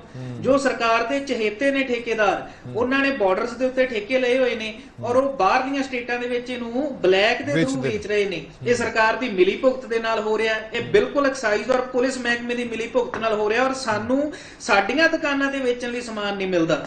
ਪੁਆਇੰਟ ਨੰਬਰ 4, ਪਹਿਲਾਂ ਸਾਨੂੰ ਐਕਸਾਈਜ਼ ਦੇ ਕੁਝ ਮੁਲਾਜ਼ਮ ਨਾਲ ਇੰਸਪੈਕਟਰ ਦੇ ਮਿਲਦੇ ਸੀ ਰੇਡ ਕਰਨ ਲਈ, ਜਿੱਥੇ 2 ਨੰਬਰ 'ਚ ਦਾਰੂ ਵਿਕਦੀ ਸੀ ਅਸੀਂ ਉਹਨਾਂ ਨੂੰ ਇਨਫੋਰਮੇਸ਼ਨ ਦਿੰਦੇ ਸੀ, ਉੱਥੇ ਰੇਡ ਹੁੰਦੀ ਸੀ, ਬਲੈਕ ਰੁਕਦੀ ਸੀ, ਲੋਕਾਂ ਦੇ ਉੱਤੇ ਜਿਹੜੇ ਬਲੈਕੀ ਅਸੀਂ ਪਰਚੇ ਹੁੰਦੇ ਸੀ, ਕਾਨੂੰਨੀ ਕਾਰਵਾਈ ਹੁੰਦੀ ਸੀ, ਸਾਨੂੰ ਕੋਈ ਮੁਲਾਜ਼ਮ ਨਹੀਂ ਮਿਲਦੇ। ਮੁਲਾਜ਼ਮ ਤਾਂ ਰਾਘਵ ਚੱਡਾ ਤੇ ਕੇਜਰੀਵਾਲ ਜੀ ਔਰ ਵੀਆਈਪੀਸ ਦੀਆਂ ਸਿਕਿਉਰਿਟੀਆਂ 'ਚ ਇਹਨਾਂ ਨੇ ਲਾਏ ਹੋਏ ਨੇ। ਓਪਨ ਕੋਟਾ ਜੋ ਇਹਨਾਂ ਨੇ ਇੰਗਲਿਸ਼ ਸ਼ਰਾਬ ਦਾ ਕੀਤਾ, ਪੁਆਇੰਟ ਨੰਬਰ 5, ਉਹਦੇ ਵਿੱਚ ਫੇਵਰੇਟਿਜ਼ਮ ਹੋ ਰਹੀ ਹੈ। ਅਸੀਂ ਜਿਹੜੇ ਛੋਟੇ ਕਾਰੋਬਾਰੀ ਆ, ਸਾਨੂੰ ਕਿਹਾ ਗਿਆ ਜਿੰਨਾ ਪਿਛਲੇ ਸਾਲ ਤੁਸੀਂ ਚੱਕਿਆ ਅਸੀਂ ਤੁਹਾਨੂੰ ਓਨਾ ਹੀ ਦੇਵਾਂਗੇ, ਮਤਲਬ ਜੋ ਤੁਹਾਡਾ ਜੇ ਪਿਛਲੇ ਸਾਲ ਮੈਂ 100 ਬੋਤਲਾਂ ਵੇਚੀਆਂ ਮੈਨੂੰ ਇਸ ਵਾਰ ਵੀ 100 ਹੀ ਬੋਤਲਾਂ ਮਿਲਣਗੀਆਂ। ਪਰ ਜੋ ਸਰਕਾਰ ਦੇ ਚਹੇਤੇ ਵੱਡੇ ਕਾਰੋਬਾਰੀ ਨੇ ਉਹਨਾਂ ਨੂੰ 130% ਕੋਟਾ ਦਿੱਤਾ ਜਾ ਰਿਹਾ, ਕਦੇ ਇਤਿਹਾਸ 'ਚ ਨਹੀਂ ਹੋਇਆ। ਸਾਡੇ ਨਾਲ ਇੱਥੇ ਵੀ ਵਿਤਕਰਾ ਸਰਕਾਰ ਦੇ ਵੱਲੋਂ ਕੀਤਾ ਜਾ ਰਿਹਾ ਹੈ ਔਰ ਅਸੀਂ ਇਹ ਸਭ ਦੇ ਚੱਲਦੇ ਹੋਏ ਜਨਾਬ ਕਿਸ਼ਤਾਂ ਭਰਨ ਤੋਂ ਵਾਂਝੇ ਆ। ਪੁਆਇੰਟ ਨੰਬਰ 6, ਸਾਨੂੰ 2 ਮਹੀਨਿਆਂ ਦੇ ਵਿੱਚ ਹੀ ਇੰਨਾ ਘਾਟਾ ਪੈ ਗਿਆ ਕਿ ਸਾਡੇ ਤੋਂ ਕਿਸ਼ਤ ਨਹੀਂ ਨਿਕਲ ਰਹੀ, ਨਾ ਤਾਂ ਸਾਨੂੰ ਦਾਰੂ ਪੂਰੀ ਦੇ ਰਹੇ ਨੇ, ਨਾ ਸਾਨੂੰ ਪੂਰੇ ਮੁਲਾਜ਼ਮ ਮੁਹੱਈਆ ਕਰਵਾਏ ਜਾ ਰਹੇ ਨੇ, ਬਲੈਕ ਇਹਨਾਂ ਤੋਂ ਰੋਕ ਨਹੀਂ ਰਹੀ। ਪੁਆਇੰਟ ਨੰਬਰ 7, ਸਸਤੀ ਸ਼ਰਾਬ ਹੋਣ ਕਰਕੇ ਪੰਜਾਬ ਦੇ ਵਿੱਚ ਜੋ ਬਲੈਕੀਏ ਸੀ, ਜੋ ਮਹੱਲਿਆਂ ਦੇ ਵਿੱਚ ਬਲੈਕੀਏ ਸੀ, ਉਹ ਦੁਬਾਰਾ ਜਿਉਂਦੇ ਹੋ ਗਏ। ਜੋ ਵੱਡੀਆਂ ਕੰਪਨੀਆਂ ਉਹ ਕੀ ਕਰਦੀਆਂ ਨੇ, ਉਹਨਾਂ ਨੇ ਕਾਰਟਲ ਬਣਾਏ ਹੋਏ ਨੇ ਕਿ ਛੋਟੇ ਕਾਰੋਬਾਰੀਆਂ ਦਾ ਨੁਕਸਾਨ ਕਰੋ। ਜਿੱਥੇ ਜਿੱਥੇ ਸਾਡਾ ਬਿਜ਼ਨਸ ਹੈ ਉੱਥੇ ਉਹ ਆਪਦੀ ਸਸਤੀ ਸ਼ਰਾਬ L1 ਤੋਂ ਡੰਪ ਕਰਦੇ ਨੇ। ਜੇ ਮੈਂ ਠੇਕੇ ਤੇ 200 ਦੀ ਬੋਤਲ ਵੇਚਦਾ, ਜੇ ਮੇਰੇ ਹੀ ਮਹੱਲੇ 'ਚ 150 ਦੀ ਬੋਤਲ ਵੇਚੂਗਾ, ਠੇਕੇ ਤੇ ਕੌਣ ਆਊਗਾ? ਪ੍ਰਾਈਵੇਟ ਠੇਕੇ ਇਹਨਾਂ ਨੇ ਚਲਾਤੇ। ਸਾਨੂੰ ਤਾਂ ਇਹ ਬਿਲਕੁਲ ਲੁੱਟਣ ਤੇ ਹੋ ਗਏ। ਔਰ ਸਭ ਤੋਂ ਵੱਡਾ ਜਿਹੜਾ ਪੁਆਇੰਟ ਮੈਂ ਇੱਕ ਚੱਕਣਾ ਚਾਹੂੰਗਾ, ਇਹਨਾਂ ਨੇ ਕਿਹਾ ਸੀ ਵੀ ਜਿਸ ਬੰਦੇ ਦੀ ਮੈਨੂਫੈਕਚਰਿੰਗ ਹੈ ਉਹਨੂੰ ਅਸੀਂ ਠੇਕੇ ਨਹੀਂ ਦੇਵਾਂਗੇ। ਫਿਰ ਆਲ ਸੀਜ਼ਨ ਦੇ ਮਾਲਕ ਨੂੰ ਕਿਵੇਂ ਫਰੀਦਕੋਟ, ਬਠਿੰਡਾ, ਸ਼੍ਰੀ ਮੁਕਤਸਰ ਸਾਹਿਬ, ਬਠਿੰਡੇ ਦੀ ਹੱਦ ਉਧਰੋਂ ਹਰਿਆਣੇ ਨਾਲ ਲੱਗਦੀ ਹੈ ਔਰ ਕੁਝ ਹਿੱਸਾ ਰਾਜਸਥਾਨ ਨਾਲ ਟੱਚ ਹੁੰਦਾ, ਸ਼੍ਰੀ ਮੁਕਤਸਰ ਸਾਹਿਬ ਦੀ ਹੱਦ ਰਾਜਸਥਾਨ ਨਾਲ ਲੱਗਦੀ ਹੈ, ਕੁਝ ਹਿੱਸਾ ਫਿਰ ਹਰਿਆਣੇ ਨੂੰ ਟੱਚ ਹੁੰਦਾ, ਔਰ ਉਸ ਤੋਂ ਇਲਾਵਾ ਹਿਮਾਚਲ ਵਾਲੀ ਸਾਈਡ 'ਚ ਉਹਨੂੰ ਠੇਕੇ ਕਿਵੇਂ ਮਿਲ ਗਏ? ਇਹਦਾ ਜਵਾਬ ਕੌਣ ਦੇਊਗਾ? ਇਹੀ ਆਲ ਸੀਜ਼ਨ ਦਾ ਮਾਲਕ ਦਿੱਲੀ ਦੇ ਵਿੱਚ 40% ਕਾਰੋਬਾਰ ਚਲਾਉਂਦਾ ਸੀ ਪੁਰਾਣੀ ਪਾਲਿਸੀ 'ਚ, ਔਰ ਉਹਨੂੰ ਇੱਥੇ ਵੀ ਇਹਨਾਂ ਨੇ ਠੇਕੇ ਦਿੱਤੇ। ਇਹਦਾ ਜਵਾਬ ਕੌਣ ਦੇਊਗਾ? ਕੋਈ ਇਹਨਾਂ ਕੋਲੇ ਜਵਾਬ ਨਹੀਂ। ਕਿਵੇਂ ਅਨੰਤ ਵਾਈਨ ਤੇ ਬ੍ਰਿੰਟਕੋ ਦਾ ਜਿਹੜਾ ਮੁਨਾਫਾ ਸੀਗਾ 5 ਤੋਂ ਵਧਾ ਕੇ 10% ਕਰਦਾ, ਇਹਦਾ ਕੋਈ ਜਵਾਬ ਨਹੀਂ। ਕਿਵੇਂ ਜਿਹੜੀ ਬ੍ਰੈਂਡ ਇੱਕ ਗੱਲ ਮੈਂ ਤੁਹਾਡੇ ਤੋਂ ਪੁੱਛਣਾ ਚਾਹੁੰਦਾ, L1 ਦਾ ਲਾਇਸੈਂਸ ਤੁਸੀਂ ਕਿਉਂ ਨਹੀਂ ਲੈ ਲੈਂਦੇ? ਤੁਸੀਂ ਵੀ ਲੈ ਲਓ, ਸਰਕਾਰ ਨੇ ਤਾਂ ਨਹੀਂ ਰੋਕਿਆ ਤੁਹਾਨੂੰ। ਜਨਾਬ ਸਰਕਾਰ ਨੇ ਜਿਹੜੀਆਂ ਸ਼ਰਤਾਂ ਰੱਖੀਆਂ ਨੇ ਔਰ ਉਹ ਇੰਨੀਆਂ ਜ਼ਿਆਦਾ ਮੈਗਨੈਨਿਮਸ ਨੇ ਵੀ 4 ਕਰੋੜ ਰੁਪਇਆ ਤਾਂ ਪਹਿਲਾਂ ਸਾਡੇ ਕੋਲੇ ਅਸੀਂ ਭਰ ਹੀ ਨਹੀਂ ਸਕਦੇ। ਅਸੀਂ 4 ਕਰੋੜ ਰੁਪਇਆ ਜੇ ਸਾਡੇ ਕੋਲੇ ਹੁੰਦਾ ਤਾਂ ਅਸੀਂ ਆਪਦਾ ਇੱਕ ਇੰਡੀਪੈਂਡੈਂਟ ਗਰੁੱਪ ਨਾਲ ਲੈ ਲੈਂਦੇ।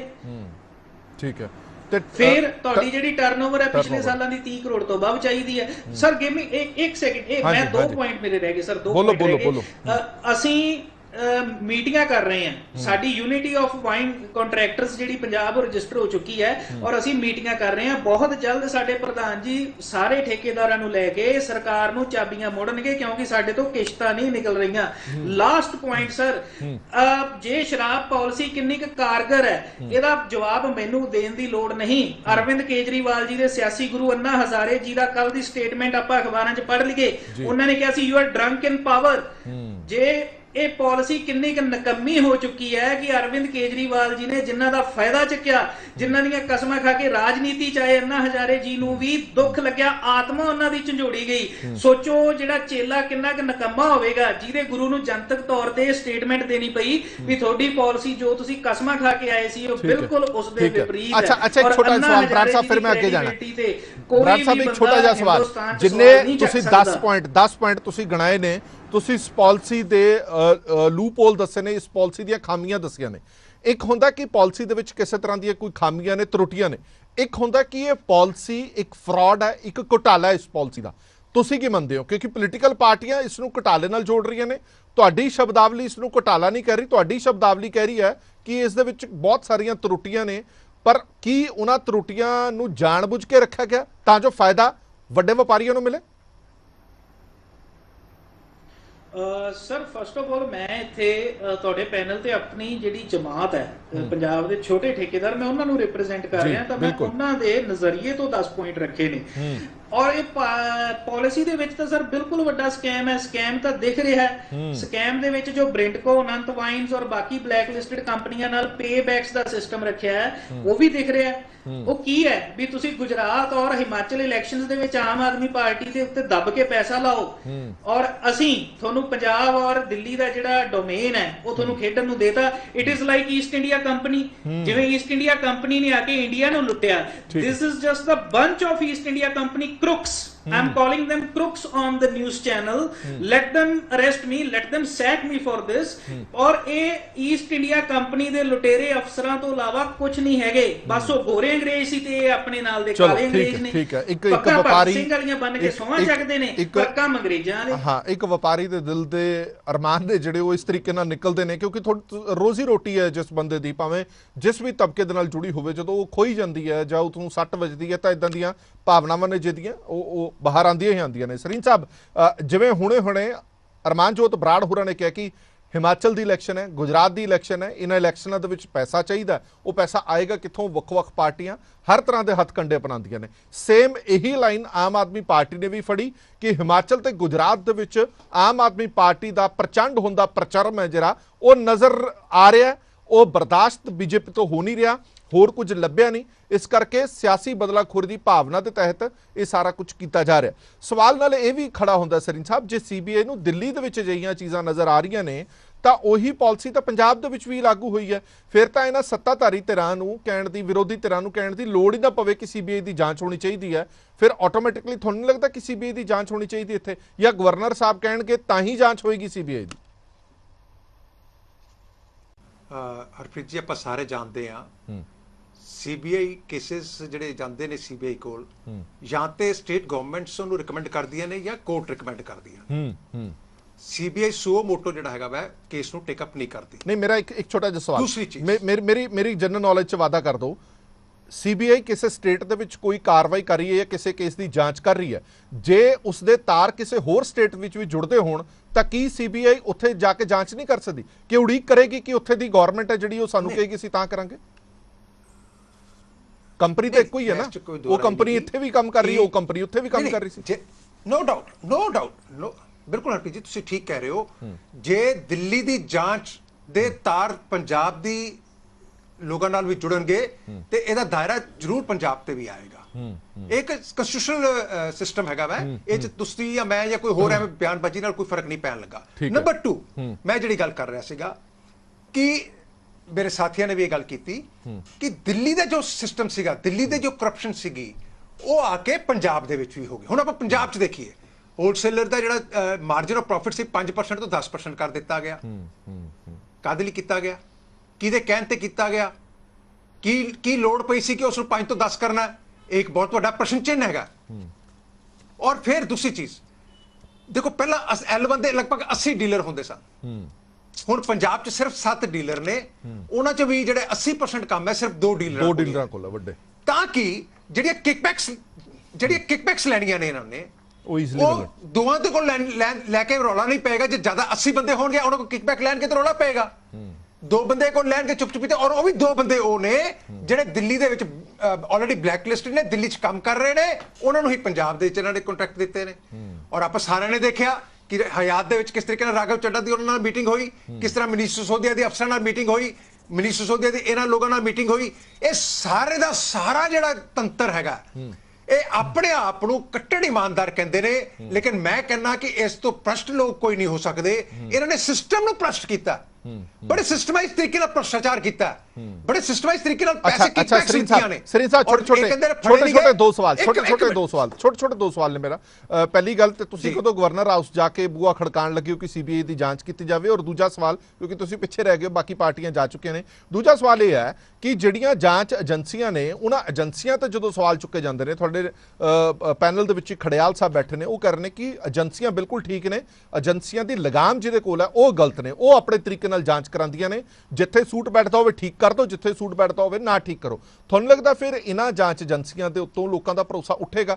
100% ਜੈਨੂਇਨ ਕੇਸ ਵੀ ਉਹ ਫੜਨਗੇ ਤਾਂ ਮਨ ਦੇ ਵਿੱਚ ਡਾਊਟ ਆਏਗਾ, ਜਿਵੇਂ ਦਾ ਆਮ ਆਦਮੀ ਪਾਰਟੀ ਨੇ ਪੂਰੇ ਮੁਲਕ ਦੇ ਵਿੱਚ ਲੋਕਾਂ ਦੇ ਮਨ ਦੇ ਵਿੱਚ ਡਾਊਟ ਪੈਦਾ ਕਰ ਦਿੱਤਾ ਕਿ ਸੀਬੀਆਈ ਜੋ ਕਰ ਰਹੀ ਹੈ ਉਹ ਬੀਜੇਪੀ ਦੇ ਕਹਿਣ ਤੇ ਕਰ ਰਹੀ ਹੈ।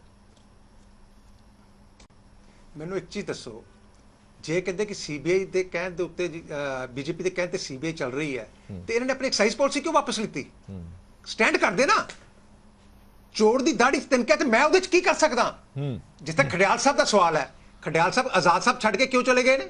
ਅੱਜ ਮਨੀਸ਼ ਸਿਸੋਦੀਆ, ਆਨੰਦ ਸ਼ਰਮਾ, G23 ਜਿਹੜੇ ਤੁਹਾਡੇ ਬਾਗੀ ਹੋਏ ਨੇ, ਕਿਆ ਉਹ ਸੀਬੀਆਈ ਔਰ ਈਡੀ ਕਰਕੇ ਹੋ ਰਹੇ ਨੇ? ਉਹ ਤੁਹਾਡੇ ਨਲਾਇਕ ਨੇਤृत्व ਕਰਕੇ ਹੋ ਰਹੇ ਨੇ, ਤੁਹਾਡੇ ਕਮਜ਼ੋਰ ਨੇਤृत्व ਕਰਕੇ ਹੋ ਰਹੇ ਨੇ। ਤੁਸੀਂ ਇੱਕ ਨਲਾਇਕ ਮੰਦਬੁੱਧੀ ਬੱਚੇ ਨੂੰ ਦੇਸ਼ ਦੇ ਉੱਤੇ ਥੋਪਣਾ ਚਾਹੁੰਦੇ ਹੋ। ਤੁਹਾਡੇ ਕਾਂਗਰਸੀ ਕਹਿ ਰਹੇ ਨੇ ਚਲੋ ਆਪਾਂ ਨਿੱਜੀ ਟਿੱਪਣੀ ਨਾ ਕਰੀਏ ਕਿਰਪਾ ਕਰਕੇ ਮਿਹਰ ਕਰੋ ਕਾਂਗਰਸ ਦੇ ਉੱਤੇ। ਮੈਂ ਉਸ ਤੇ ਨਹੀਂ ਜਾਣਾ, ਨਿੱਜੀ ਟਿੱਪਣੀ ਨਾ ਕਰੀਏ, ਨਿੱਜੀ ਟਿੱਪਣੀ ਨਾ ਕਰੀਏ, ਮੈਂ ਉੱਥੇ ਨਹੀਂ ਜਾਣਾ ਚਾਹੁੰਦਾ।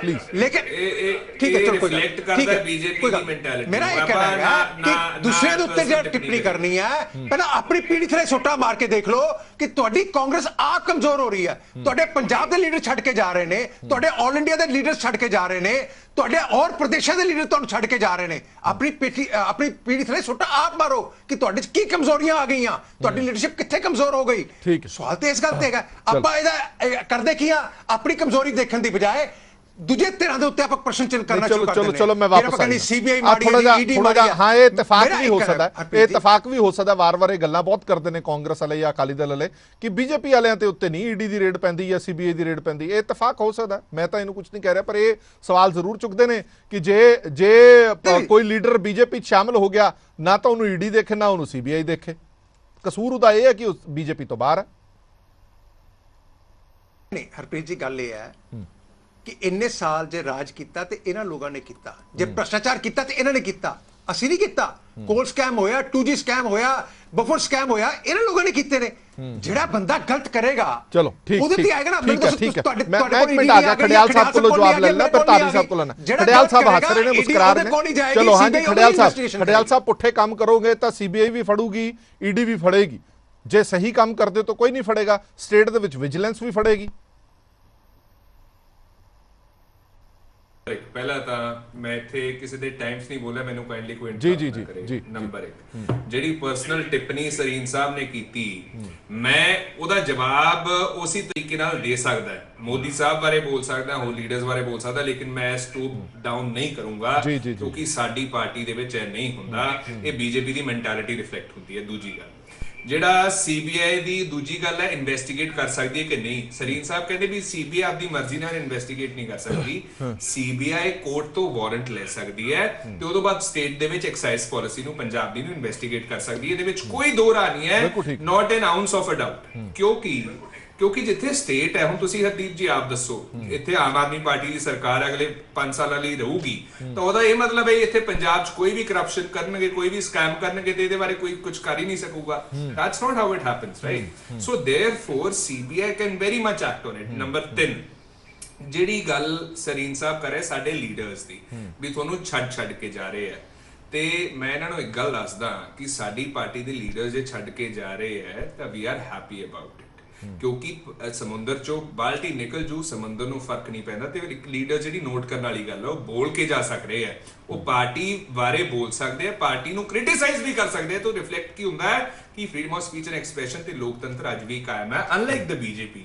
ਅਡਵਾਨੀ ਸਾਹਿਬ ਜਦੋਂ ਗਏ, ਉਹਨਾਂ ਨੂੰ ਸਾਈਡਲਾਈਨ ਕੀਤਾ ਗਿਆ, ਇੱਕ ਲਫ਼ਜ਼ ਨਹੀਂ ਬੋਲ ਸਕੇ। ਸੰਜੇ ਗਾਂਧੀ, ਸੁਬਰਮਨਿਅਮ ਸਵਾਮੀ, ਤੇ ਇਹਨਾਂ ਨੂੰ ਪਰਿਵਾਰਵਾਦ ਤੋਂ ਇੰਨੀ ਪ੍ਰੋਬਲਮ ਹੈ ਤੇ ਜੋਤਿਰਾਦਿੱਤਿਆ ਸਿੰਧਿਆ ਨੂੰ ਆਪਦੀ ਪਾਰਟੀ ਦੇ ਵਿੱਚ ਇੰਡਕਟ ਕਿਉਂ ਕੀਤਾ? ਤੇ ਵੱਡੀਆਂ ਗੱਲਾਂ ਕਰਦੇ ਸੀਬੀਆਈ, ਈਡੀ ਤੇ ਆਈਟੀ ਦੀਆਂ ਵੀ ਕਰਪਸ਼ਨ ਹੈ, ਮਾੜੇ ਲੀਡਰਸ ਹੈ ਜੀ, ਆ ਹੈ। ਤੇ ਇਹਨਾਂ ਨੇ ਕੈਪਟਨ ਸਾਹਿਬ ਨਾਲ ਅਲਾਈਅੰਸ ਕਿਉਂ ਫੋਰਜ ਕੀਤੀ? ਜਿਹੜੇ ਕੈਪਟਨ ਸਾਹਿਬ ਤੇ ਆਈਟੀ ਤੇ ਈਡੀ ਦੇ ਕੇਸਿਸ ਹੈ, ਇਹਨਾਂ ਕੋਲੇ ਕੋਈ ਵੱਖਰੇ ਤਰੀਕੇ ਦਾ ਕੋਈ ਜ਼ਿਆਦਾ ਸਰਫ ਐਕਸਲ ਹੋਵੇ ਵੀ ਦਾਗ ਧੋ ਦਿੰਦੇ ਆ ਇੰਡਕਟ ਕਰਨ ਤੋਂ ਪਹਿਲਾਂ ਪਾਰਟੀ ਲੀਡਰ ਨੂੰ, ਜਾਂ ਅਲਾਈਅੰਸ ਕਰਨ ਤੋਂ ਪਹਿਲਾਂ, ਫਿਰ ਮੈਨੂੰ ਦੱਸ ਦੇਣ। ਚਲੋ ਖੜਿਆਲ ਸਾਹਿਬ, ਡਬਲ ਸਟੈਂਡਰਡ ਤਾਂ ਇਹਨੂੰ ਕਹਿੰਦੇ। ਮੈਂ ਆ ਗਿਆ ਤੁਹਾਡੀ ਗੱਲ ਠੀਕ ਹੈ, ਬਿਲਕੁਲ। ਮੈਂ ਪਹਿਲਾਂ ਹੀ ਉਹਨਾਂ ਨੂੰ ਸਵਾਲ ਪੁੱਛ ਚੁੱਕਿਆ ਵੀ ਇਹ ਇਦਾਂ ਦੇ ਐਲੀਗੇਸ਼ਨ ਲੱਗਦੇ ਨੇ ਕਿ ਜਿਹੜਾ ਬੀਜੇਪੀ ਦੇ ਵਿੱਚ ਹੈ ਉਹਦੇ ਤੇ ਕੋਈ ਕਾਰਵਾਈ ਨਹੀਂ, ਉਹਦੇ ਤੇ ਕੋਈ ਜਾਂਚ ਨਹੀਂ। ਜਿਹੜਾ ਆਊਟ ਆਫ ਬੀਜੇਪੀ ਹੈ ਉਹਦੇ ਤੇ ਜਾਂਚ ਵੀ ਹੁੰਦੀ, ਉਹਦੇ ਤੇ ਕਾਰਵਾਈ ਵੀ ਹੁੰਦੀ। ਇੱਕ ਮਿੰਟ ਸਰੀਨ ਸਾਹਿਬ ਆਇਆ, ਮੈਂ ਤਾਰੀ ਸਾਹਿਬ ਤੋਂ ਇੱਕ ਛੋਟਾ ਜਿਹਾ ਜਵਾਬ ਲੈ ਲਾਂ। ਤਾਰੀ ਸਾਹਿਬ, ਹੁਣ ਸਵਾਲ ਇਹ ਖੜਾ ਹੁੰਦਾ ਕਿ ਤੁਸੀਂ ਵੀ ਮੰਗ ਪੱਤਰ ਦੇ ਆਏ ਹੋ, ਕਾਂਗਰਸ ਵੀ ਮੰਗ ਪੱਤਰ ਦੇ ਆਈ ਹੈ, ਕਿ ਤੁਹਾਨੂੰ ਉਮੀਦ ਹੈਗੀ ਹੈ ਕਿ ਗਵਰਨਰ ਸਾਹਿਬ ਇਹਦੀ ਜਾਂਚ ਕਰਾਉਣਗੇ ਸੀਬੀਆਈ ਦੀ, ਜਾਂ ਤੁਹਾਨੂੰ ਲੱਗਦਾ ਕਿ ਸੀਬੀਆਈ, ਕਿਉਂਕਿ ਇਹ ਕੇਸ ਦਿੱਲੀ ਦੇ ਵਿੱਚ ਖੁੱਲ ਚੁੱਕਾ ਹੈ, ਉਹਦੇ ਤਾਰ ਕਿਤੇ ਨਾ ਕਿਤੇ ਪੰਜਾਬ ਦੇ ਵਿੱਚ ਜੁੜਦੇ ਦਿਖਾਈ ਦੇ ਰਹੇ ਨੇ, ਆਉਣ ਵਾਲੇ ਦਿਨਾਂ ਦੇ ਵਿੱਚ ਮੁਸ਼ਕਲਾਂ ਵੱਧ ਸਕਦੀਆਂ ਨੇ ਸਰਕਾਰ ਦੀਆਂ? ਦੇਖੋ, ਮੈਂ ਤੁਹਾਨੂੰ ਇੱਕ ਗੱਲ ਬੜੀ ਕਲੀਅਰ ਕਹਿ ਦੇਵਾਂ ਕਿ ਸੀਬੀਆਈ ਹੈ ਜਿਹੜੀ ਸੈਂਟਰਲ ਏਜੰਸੀ ਹੈਗੀ ਆ, ਉਹਦੀਆਂ ਬਹੁਤ ਹੀ ਵਾਸਟ ਪਾਵਰਸ ਹੈਗੀਆਂ। ਉਹਨਾਂ ਦੇ ਜਿਹੜੇ ਲਿੰਕਸ ਜਿੱਥੇ ਵੀ ਜੁੜ ਸਕਦੇ ਆ ਉਹ ਉਹਨਾਂ ਨੂੰ ਜਿਹੜਾ ਹੈਗਾ ਆਪਣੇ ਵਿਦਆਊਟ ਐਨੀ ਸੂਓਮੋਟੋ ਜਿਹੜਾ ਹੈਗਾ ਖੰਗਾਲ ਸਕਦੇ ਆ। ਪਰ ਹੁਣ ਪਿੱਛੇ ਨਾ ਇਹਨਾਂ ਨੇ ਇੱਕ ਗੱਲ ਕੀਤੀ ਸੀ ਜੀ ਕਿ ਤੁਸੀਂ ਵੀ ਗੱਲ ਕੀਤੀ ਕਿ ਸਿਸੋਦੀਆ ਸਾਹਿਬ ਕੋਲੋਂ ਕੁਝ ਨਹੀਂ ਮਿਲਿਆ। ਦੇਖੋ ਜਿਹੜਾ ਬੰਦਾ ਸੈਂਟਰ ਦੀ ਸਰਕਾਰ ਦੇ ਨਾਲ ਬੀਜੇਪੀ ਦੇ ਨਾਲ ਟੱਕਰ ਲੈ ਰਹੇ ਆ ਬੰਦੇ, ਤਾਂ ਉਹ ਕਿੰਨੇ ਕੁ ਚੁਸਤ ਹੋਣਗੇ ਇਹ ਤੁਸੀਂ ਸੋਚ ਲਓ। ਪਹਿਲਾਂ ਉਹਨਾਂ ਨੇ ਚੁਸਤੀ ਕੀ ਵਰਤੀ, ਇੱਕ ਮੈਮੋਰੰਡਮ ਆਫ ਅੰਡਰਸਟੈਂਡਿੰਗ ਜਿਹੜਾ ਹੈਗਾ ਪੰਜਾਬ ਦੇ ਨਾਲ ਸਾਈਨ ਕੀਤਾ, ਔਰ ਸਾਈਨ ਕਰਨ ਤੋਂ ਬਾਅਦ ਉਸ ਦੇ ਨਾਲ ਪੰਜਾਬ ਦੇ ਹਰ ਮਸਲੇ ਦੇ ਵਿੱਚ ਚਾਹੇ ਰਾਘਵ ਚੱਡਾ ਜੀ ਹੈਗੇ ਆ, ਚਾਹੇ ਜਿਹੜੇ ਹੈਗੇ ਸਿਸੋਦੀਆ ਜੀ ਹੈਗੇ ਆ, ਕਿਉਂਕਿ ਰਾਘਵ ਚੱਡਾ ਵੀ ਪਹਿਲਾਂ ਉੱਥੇ ਦਾ ਐਮਐਲਏ ਸੀ ਨਾ, ਹੁੰਦੇ ਹੋਏ ਉਹ ਜਿਹੜਾ ਹੈਗਾ ਪੰਜਾਬ ਦੇ ਹਰ ਮਸਲੇ ਦੇ ਵਿੱਚ ਦਖਲ ਦੇਣ ਦੀ ਉਹਨਾਂ ਨੇ ਆਪਣਾ ਇੱਕ ਰਸਤਾ ਖੋਲ੍ਹ ਲਿਆ।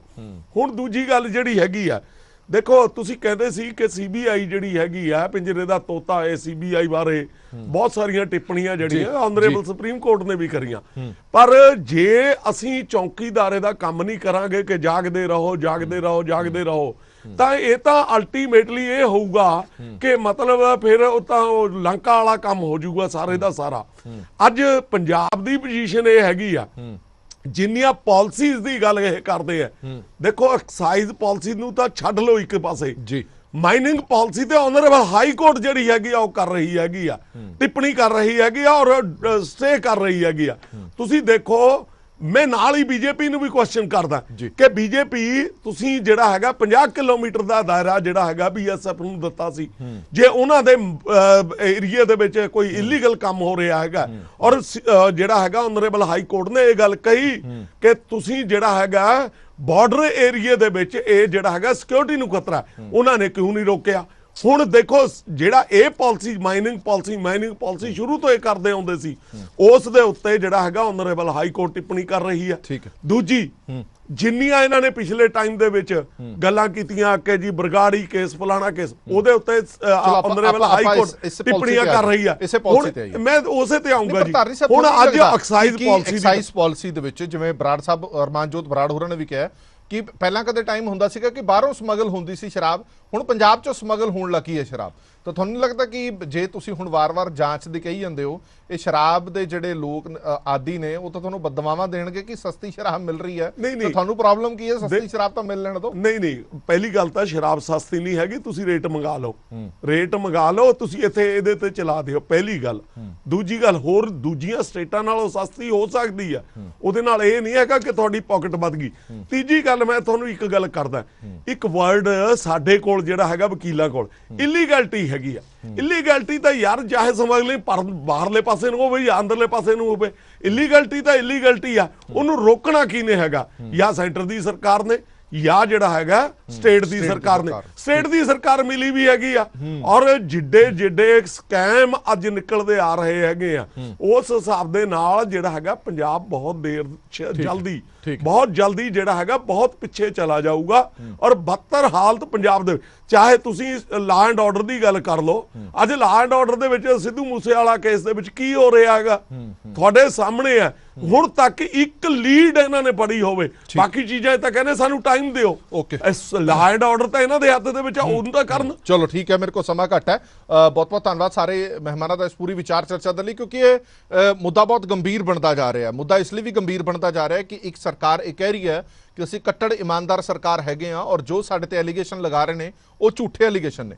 ਇਲਜ਼ਾਮ ਸੱਚੇ ਨੇ ਝੂਠੇ ਨੇ, ਇੱਕ ਜਾਂਚ ਦਾ ਵਿਸ਼ਾ ਹੋ ਸਕਦਾ ਹੈ, ਔਰ ਜਾਂਚ ਹੋਣੀ ਵੀ ਚਾਹੀਦੀ ਹੈ ਤਾਂ ਜੋ ਪਤਾ ਲੱਗ ਸਕੇ ਕਿ ਜਿਹੜੀਆਂ ਵਿਰੋਧੀ ਧਿਰਾਂ ਜੇ ਉਹ ਕਹਿ ਰਹੀਆਂ ਨੇ ਕਿ ਇਹਦੇ ਵਿੱਚ ਕੋਈ ਘੁਟਾਲਾ ਹੈਗਾ, ਉਹ ਸੱਚੀਆਂ ਨੇ ਤਾਂ ਉਹ ਵੀ ਪ੍ਰੂਫ ਹੋਣਾ ਚਾਹੀਦਾ। ਜੇ ਉਹ ਨਹੀਂ ਸੱਚੀਆਂ, षड्यंत्र ਕੋਈ ਰਚ ਰਿਹਾ, ਤਾਂ ਉਹ ਵੀ ਦੁਨੀਆ ਦੇ ਸਾਹਮਣੇ ਆਉਣਾ ਚਾਹੀਦਾ ਕਿ ਕਿਵੇਂ ਇੱਕ ਪਾਰਟੀ ਜਾਂ ਸਰਕਾਰ ਨੂੰ ਬਦਨਾਮ ਕਰਨ ਦੀ ਕੋਸ਼ਿਸ਼ ਕੀਤੀ ਜਾ ਰਹੀ ਹੈ, ਜਾਂ ਫਿਰ ਇੱਕ ਪਾਰਟੀ ਜਾਂ ਸਰਕਾਰ ਇਮਾਨਦਾਰੀ ਦਾ ਮੁਖੌਟਾ ਪਾ ਕੇ ਪਿੱਛੇ ਸਭ ਕੁਝ 2 ਨੰਬਰ ਦੇ ਕੰਮ ਕਰ ਰਹੀ ਹੈ। ਇਹ ਇੱਕ ਜਾਂਚ ਦਾ ਵਿਸ਼ਾ ਤੇ ਜਾਂਚ ਹੋਣੀ ਚਾਹੀਦੀ ਹੈ। ਦੇਸ਼ ਦੁਨੀਆ ਦੇ ਬਾਕੀ ਖਬਰਾਂ ਲਈ ਬਣੇ ਰਹੋ PTC ਨਿਊਜ਼ ਦੇ ਨਾਲ। ਧੰਨਵਾਦ।